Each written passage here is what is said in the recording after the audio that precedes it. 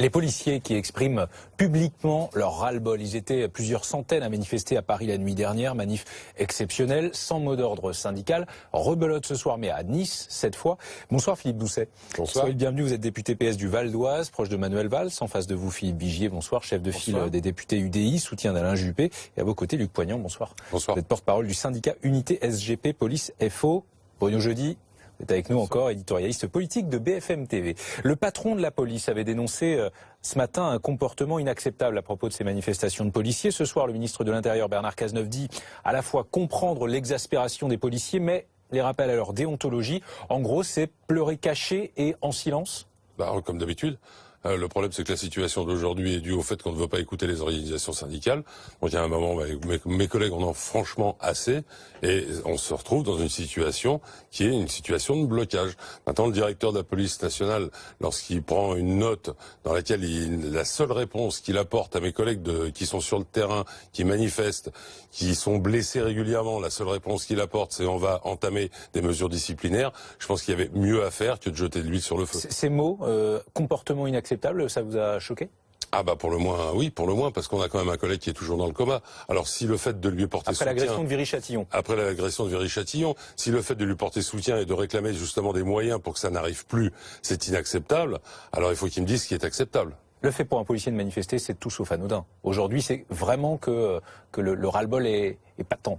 Bien sûr, ça fait deux fois en 5 ans. On a eu le tour au début 2012. Maintenant, on en est aussi à un point de non-retour. Mais la responsabilité, encore une fois, va au gouvernement successif et à notre administration, parce qu'on ne veut pas écouter les syndicats et on préfère avoir une vision comptable de la sécurité plutôt que d'écouter les gens de terrain. Le soutien aux policiers chez vous, élu, Philippe Vigier, Philippe Doucet, il est sans faille ? Sans faille. Que les policiers soient exaspérés, on le comprend. Quand je suis élu de banlieue, on sait ce qu'il en est, on sait les difficultés d'exercer ce métier. On voit aussi qu'il y a une dynamique sur la violence qui change par rapport à ça. Donc on sent que le niveau de violence global dans la société française, il a une tendance à augmenter. On a mis en place de fait toute une série de ghettos, ce que Manuel Valls appelait un apartheid, avec les conséquences de cela. On voit l'impact du trafic de drogue, parce que tout ça joue beaucoup, il y a beaucoup d'argent en jeu, et donc quand on est sur des logiques de territoire avec de l'argent en jeu, et que les policiers perturbent ces trafics, on est sur ces niveaux de violence qui sont inacceptables. Donc ce que dit aujourd'hui Bernard Cazeneuve, il comprend l'exaspération. Après, il est vrai que la déontologie policière, c'est un élément important de ce qu'ils sont en tant que corps représentant les institutions de la République. Donc que des policiers avec des organisations syndicales qui sont puissantes et qui sont quand même globalement entendues, même si un syndicat est par nature jamais suffisamment entendu, mais il y a eu des choses qui ont bougé dans les efforts qui ont été faits par ce gouvernement en termes de moyens, d'effectifs, même si il faut mettre tout ça sur la durée. Le problème, ça a été dit dans le sujet précédent sur l'éducation, il y a des sujets qui, de mon point de vue, devraient sortir du débat politique en tant que tel pour se mettre sur du temps long. On arrive à le faire sur la défense. Pendant les gouvernements successifs, on a réussi à défendre le Rafale, gouvernements successifs les uns après les autres. On n'arrive pas à le faire sur l'école, vous l'avez traité auparavant, et sur les forces de sécurité, on a eu trop de phénomènes de yo-yo par rapport à ça. On sait très bien que face à la violence, c'est l'ensemble des institutions de la République, partis politiques inclus, qui doivent défendre la police et la sécurité. C'est justement, Philippe Vigier, le mal-être de la police, c'est la défaite du politique ou pas ? Je crois que c'est un drame de cette société. Vous savez, on a toutes ces images en tête de ces policiers qui ont été assassinés à Magnanville. Il y a eu l'autre jour ces violences dans Paris, des CRS qui ont été immolés par le feu. Moi, je conserverai toujours ces images des véhicules des policiers qui ont été frappés par ces cocktails Molotov. Ça veut dire que cette violence, elle va croissante. Face à ça, il faut plus de moyens. Il faut mieux protéger les policiers. Et puis, il faut lutter de façon encore plus déterminée. Je rejoins Philippe Doucet sur ce qu'il vient de dire. Il n'y a pas d'opposition droite-gauche. Moi, j'ai eu des propos, je crois, très responsables aujourd'hui en disant il faut des moyens, il faut organiser mieux les choses, il faut aussi les écouter. Et puis, il faut que tous ceux qui disent, vous voyez, il y a encore ce tract qui a circulé en disant un bon flic, c'est un flic mort. Là, on a atteint dans une université parisienne. On a atteint le summum de ce qui est acceptable. Ils sont dépositaires de l'ordre public, ces policiers. Je pense aussi aux gendarmes, parce que toute la communauté de la défense. Pardonnez-moi, il y a l'état d'urgence. Il y a eu, je crois, là-dessus entre les différents partis politiques une entente forte, mais la réponse des gouvernants doit être beaucoup plus forte en termes de moyens et en termes de réponse judiciaire. La réponse judiciaire à l'heure actuelle n'est pas à la hauteur des enjeux. Est-ce que vous partagez l'avis, Monsieur Vigier, de votre collègue parlementaire des Républicains, Éric Ciotti, qui soutient, lui, les manifestations de policiers? Moi, j'ai dit que j'étais comprenais qu'il manifeste. Si j'ai rappelé tout à l'heure toutes ces images qui sont passées devant nos yeux, bien sûr, il y a la déontologie. On sait que les militaires qui sont des gendarmes ne peuvent pas faire grève. Eux, ils ont dit voilà, écoutez-nous un bon coup parce que c'est plus possible. Est-ce que vraiment c'est un crime de lèse-majesté quand on voit ce déferlement de violence? D'ailleurs, Philippe Doucet l'a dit. Vous savez, les enseignants qui ont été frappés cognaient et qu'ils l'ont été parce qu'il n'y a pas d'autre mot.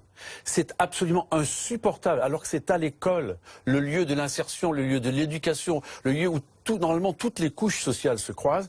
Il faut que l'ensemble de la communauté politique comprenne que là, il y a une urgence absolue. Luc Poignant, l'expression de la colère, donc d'une fragilité, est-ce que d'une certaine manière, elle ne fait pas le jeu des agresseurs et des terroristes notamment?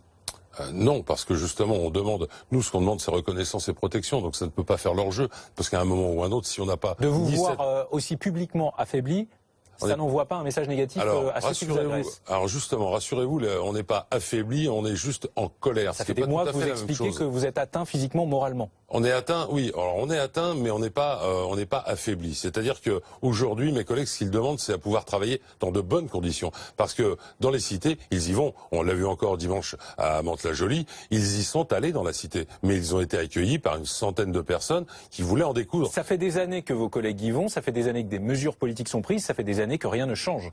Je ne sais pas si ça fait des années que des mesures politiques sont prises. En tout cas, une chose est sûre, c'est qu'on a perdu des effectifs, on a perdu du matériel, on a été déconsidéré et on a à un moment géré la sécurité d'une manière purement comptable où il fallait que la sécurité devienne rentable. Justement, est-ce qu'il faut absolument jouer sur les effectifs et rien que les effectifs? Non, mais c'est une donnée.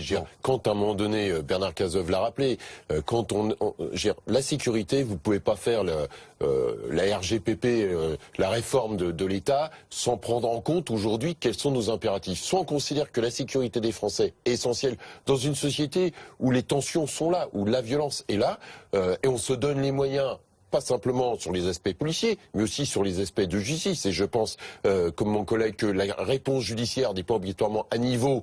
On met trop de temps à juger les affaires, etc. On peut pas être comme ça. Un délinquant, il peut pas mettre 2 ans avant d'être condamné. Ce n'est pas possible. Donc c'est l'ensemble de ce système-là. Autrement, on finira à l'américaine. Est-ce qu'il faut revoir, Monsieur le député, la question de la légitime défense qui est réclamée par certains dans les forces de sécurité? Vous savez, un jour, une évolution. Un policier m'a dit, quand la réponse judiciaire est pas à niveau, la tendance de la police, c'est de se voir faire justice elle-même. Donc je pense qu'il ne faut pas qu'on en soit là. Je pense que le ras-le-bol des policiers, il vient aussi de la lenteur de la réponse judiciaire. Sur BFM TV, pardonnez-moi, en termes de mesures justement au-delà des effectifs, sur BFM TV, Éric Ciotti, vous l'évoquiez à l'instant, député soutenant Nicolas Sarkozy, a fait une proposition ce soir chez Olivier Truchot. On l'écoute.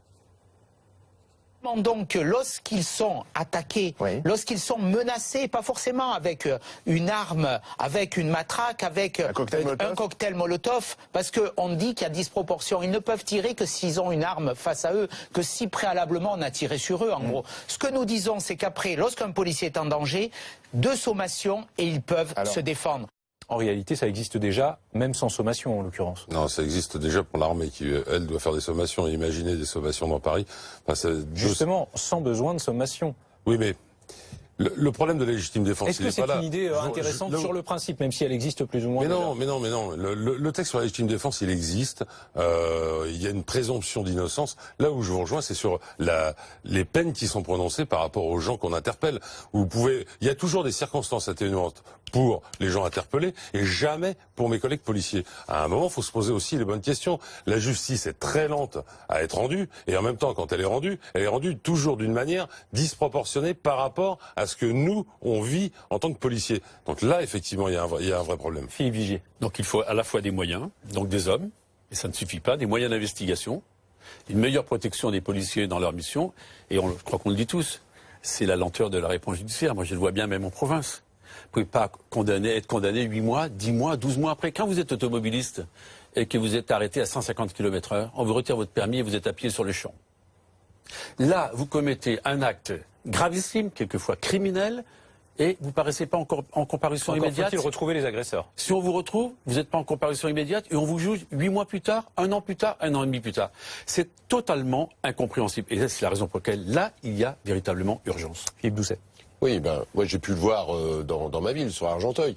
Combien de fois des policiers ont Oui, pu il y a démontrer... d'ailleurs eu l'une des agressions L'une des d'enseignants. agressions, mais en fait, pas dans l'école. L'école, les Argenteuillais, comme les Français, ils sont très, très attachés. Là, c'est deux individus à l'extérieur de l'école qui voient Devant passer... ses élèves. Devant les élèves qui passent avec le prof qui rentre avec ses élèves dans l'école, et où deux individus se mêlent de quelque chose qui ne les regarde pas. Donc, des malades, il y en a malheureusement C'est partout. un fait de violence. C'est un fait de violence, donc inacceptable, bien sûr. Et je pense à cet instituteur qui veut reprendre d'ailleurs vite le travail et je le salue. Mais j'ai pu voir, moi, dans les réponses où les policiers faisaient leur travail, démantèlent des réseaux, etc., et où, finalement, parce que, comment dire, le temps passe, et où l'individu est relâché, reconvoqué plus tard au tribunal, etc., etc. Donc, les citoyens ne comprennent pas. J'ai vu les policiers découragés en disant, voilà, même des commissaires solides se dire, bon, voilà. Donc, du coup, les gens ne comprennent pas. Mon collègue l'évoque. Quand vous attrapez votre enfant sur un truc qui pique un bonbon et qui n'a pas le droit de le piquer, eh bien, vous lui enlevez tout de suite. Un délinquant, ça doit être la même chose. On ne peut pas avoir des réponses judiciaires de cette lenteur-là, c'est pas possible. Vigier. Non, mais on ne peut pas avoir cette réponse-là, mais je crois qu'aussi, il faut qu'on réponde collectivement que ça va changer. Parce que si on n'apporte pas cette réponse judiciaire dans l'urgence, il va y avoir des zones de non-droit. Et la deuxième chose, Qu'est-ce qu'on fait c'est la lutte concrètement contre... Qu'est-ce qu'on fait concrètement? Qu'est-ce qu'on fait concrètement? Eh bien, écoutez, il faut des moyens judiciaires Le complémentaires. politique ne se met pas à la place du juge. Comment? Le politique ne se met pas à la place du Non, juge. pas du Donc, tout. que Mais dans fait-il ces cas-là, il peut y avoir des comparutions immédiates. Ça existe, pardonnez-moi. Et il doit y avoir des sanctions exemplaires sans des remises de peine parce qu'ils savent que rapidement ils peuvent sortir. Et la deuxième chose, c'est fait mais insuffisamment parce qu'il leur faut plus de moyens, c'est toute cette économie souterraine dont on sait qu'elle conduit au grand banditisme et que c'est l'ordre républicain qui est contesté. On se dit tout. Bruno, ce soir, il est question d'un plan B ou plutôt d'un plan V. V comme Valls.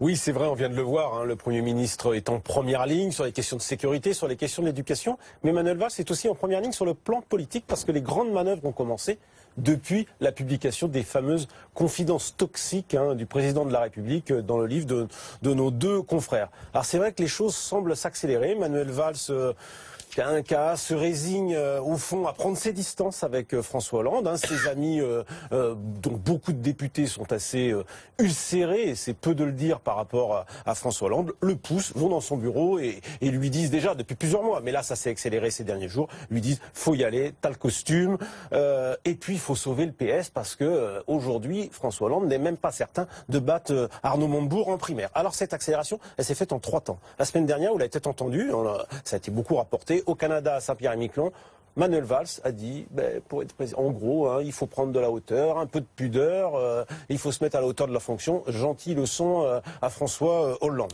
Pardonnez-moi, je complète. D'après le Canard enchaîné de demain, Manuel Valls, de retour du Canada, se serait confié à des proches en disant, à propos de Hollande et du livre dans lequel il est longuement cité, c'est irresponsable, consternant, indéfendable, et ça peut être cataclysmique. Je vois pas après ça comment il peut faire campagne. Ça ressemble à un suicide politique. Il faut maintenant éviter que ce suicide personnel ne devienne collectif. Alors hier soir à Évry, le même Manuel Valls tenait réunion, un meeting où il y a eu un changement de ton. On a entendu parler de laïcité ouverte, de la France que nous voulons. Ça ressemblait, tiens, un discours, en tout cas un échauffement peut-être pour un futur candidat. Et puis ses amis nous disent, samedi à Tours, Manuel Valls va tenir une réunion importante dans une ville d'ailleurs pas très loin, il y a 25 ans, où Michel Rocard avait évoqué son fameux Big Bang, ça rappellera quelque chose, puisque c'était son mentor. Donc c'est très important. C'est jamais simple de faire campagne quand on est à Matignon, puisque preuve du contraire, il reste Premier ministre. Oui, vous avez raison François, il y a une vieille règle qui dit pas de place dans le camp du président, mais ça c'est en principe. Quand le président n'est plus en mesure ou peut-être va faire forfait, on verra au mois de décembre, c'est le numéro 2 qui se dit c'est à moi d'y aller. Peut-être même n'a-t-il pas le choix, parce que les Montebourg, les Macron sont déjà lancés, mais à Matignon c'est jamais simple. Il y en a déjà 3 qui avaient essayé, Chirac en 88. C'est perdu, Balladur en 95 perdu, Jospin en 2002 perdu, mais au fond ce qui joue c'est peut-être pas la gagne, sûrement pas la gagne en 2007, mais le leadership de l'opposition après 2007, et ça Manuel Valls ne veut pas laisser les autres le lui piquer. Merci Bruno. Manuel Valls dont vous êtes proche, on le rappelle, Philippe Doucet, il est véritablement dans les starting blocks, c'est le plan B, il est prêt à y aller? Non mais on a un phénomène de sidération. Moi, je suis pas proche. Là, vous allez me parler de François Hollande. Non, je suis pas proche du président de la République. Je suis pas parti des Hollandais historiques, mais moi, je vois les sidérations. Donc, aujourd'hui, Manuel Valls, il a beaucoup de messages, d'appels des uns des autres, pas simplement des politiques, mais des gens de la société civile, des syndicalistes qui lui disent. Va peut-être falloir que tu t'y colles. Mais ma question c'est, lui personnellement, vous qui le connaissez bien, que se dit-il en ce moment? Parce que c'est pas vraiment un secret, il pense plutôt à 2022 qu'à 2017 à l'origine. Oui, mais vous êtes dans une situation politique assez inédite. S'il faut y aller, il ira. Oui, s'il faut y aller, il ira. Alors vous le soutien d'Alain Juppé, si c'est pour se retrouver face à éventuellement Manuel Valls, Philippe Vigier? Écoutez, nous, on n'a pas à choisir le candidat des socialistes. Il y aura une primaire. Enfin, c'est quand même un cas. Il n'est pas encore désigné. Il n'a pas encore gagné, votre candidat en plus. Attendez, d'abord, faut gagner la primaire de la droite et du centre. Nous verrons ce qu'il en sera, mais on fait tout pour la gagner, rassurez-vous. Et puis, c'est vrai que c'est un peu une forme de suicide de Hollande et un peu d'impeachment à la française. Honnêtement, ce qu'il a déclaré, vous voyez, on parlait beaucoup de l'institution judiciaire tout à l'heure. Ce qu'il a déclaré là, c'est gravissime. Quand on est chef de l'État, quand on est garant de l'indépendance de la justice, parler ainsi de la magistrature, des magistrats, franchement, ça le disqualifie totalement pour l'investiture suprême et pour gagner à nouveau l'Élysée. On sent bien depuis quelques jours que même les plus proches de François Hollande sont totalement abattus. Jean-Christophe Cambadélis, je ne sais pas si c'est un des proches parmi les proches de François Hollande, mais Shaul Telkriev tout à l'heure, il a estimé que la balle était dans le camp du président. Alors c'est vraiment pour dire maintenant il n'y a plus que lui qui choisit ce qu'il doit faire. On sous-entend aussi le message, faut qu'il lâche l'affaire. C'est un peu l'état d'esprit parmi les dirigeants. Jean-Christophe Cambadélis a essayé de tout faire pour rassembler la famille. Il se rend compte que c'est de plus en plus difficile. Il y avait un appel qui était prévu, qui devait être publié la semaine dernière. L'appel des parlementaires. C'est tombé à l'eau. Donc tout ce qu'il essaie pour essayer de rassembler ces socialistes qui sont divisés, ça ne marche pas. Donc c'est vrai que Jean-Christophe Cambadélis, il se dit comment on va faire. Surtout qu'en plus, il y a Arnaud Montebourg, pas vraiment un proche de Jean-Christophe Cambadélis, et qui est peut-être en situation de gagner la primaire, si jamais François Hollande y va. Alors après, on verra. Hein. Mais c'est vrai que, en tous les cas, on va vite être fixé parce qu'il y avait une salle réservée le 3 décembre où François Hollande devait peut-être ce jour-là se déclarer. On va sans doute être vite fixé s'il y va ou pas. Le problème de Valls, Philippe Doucet, c'est que quand même, il est le Premier ministre de François Hollande. Il est donc autant responsable que François Hollande de l'état de la France aujourd'hui, quel que soient les analyses sur l'état de la France. Oui, mais il y a plusieurs aspects. Quand vous regardez le score, il y a plusieurs aspects. Quand vous regardez le score de la gauche de gouvernement aux élections régionales, c'est 23%. À ma connaissance, François Hollande n'est pas à 23% dans les sondages. Donc, dans cette affaire-là, la gauche du gouvernement doit être portée. Donc, on peut porter des choses dans le bilan. On peut porter des choses dans le bilan. Emmanuel Valls portera des choses dans le bilan. Mais après, qu'est-ce qu'il mettra en avant? Donc, je pense que ce qu'on a fait, ce qu'il a porté sur le régalien, comment le pays a été défendu dans les attentats, comment on travaille sur la question de la sécurité, les moyens qu'il a donnés à Jean-Jacques Urvoas pour la justice dont on parlait à l'instant, la baisse des impôts, parce que je pense que par contre, je suis pas sûr qu'il portera les hausses d'impôts du début du quinquennat, parce que je suis pas sûr qu'il était d'accord. Oui, mais quand on est pas d'accord, mais c'est tout le problème. C'est tout le problème de Madame. Un mot quand même, parce que là il vient de lâcher un mot quand même extraordinaire. Mais même s'il essaye de le défendre par tous les bouts, c'est que ça sera très difficile. Il n'y a pas un aspect de la politique économique, franchement, où il y a une réussite. Et je le dis avec beaucoup de tristesse pour mon pays. Je pense ne dites pas les baisses d'impôts, parce que quand même, sur les aspects. Les Français savent, je donne juste ce chiffre. On fera le débat si on a l'occasion de le faire avec plaisir. 20 milliards d'augmentation des impôts.